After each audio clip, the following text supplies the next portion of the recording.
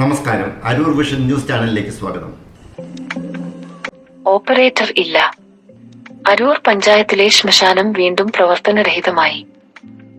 ശമ്പള കുടിശ്ശിക തീർക്കാത്തതിനാൽ ശ്മശാനം operator December 1 മുതൽ പണി നിർത്തി. അരൂർ പഞ്ചായത്തിലെ ശ്മശാനം വീണ്ടും പ്രവർത്തനരഹിതമായി. കോവിഡ് കഴിഞ്ഞ് ഏറെ നാൾ പ്രവർത്തനരഹിതമായ ശ്മശാനം ഏറെ പണം ചെലവഴിച്ചാണ് വീണ്ടും പ്രവർത്തിപ്പിച്ചു തുടങ്ങിയത്. ഓപ്പറേറ്ററായി ഒരാളെ നിയമിച്ചിരുന്നു. ഈയിടെ 3 മാസക്കാലം പ്രവർത്തനരഹിതമായപ്പോൾ ശമ്പളം കൊടുത്തില്ല എന്ന് പരാതി സമർപ്പിച്ചുകൊണ്ടാണ് ഓപ്പറേറ്റർ ഡിസംബർ 1 മുതൽ പണി നിർത്തിവെച്ചത്. അരൂരിൽ ഇന്ന് നടന്ന മരണത്തോടനുബന്ധിച്ചുള്ള സംസ്കാരം നെട്ടൂർ ശ്മശാനത്തിലാണ് നടക്കുന്നത്.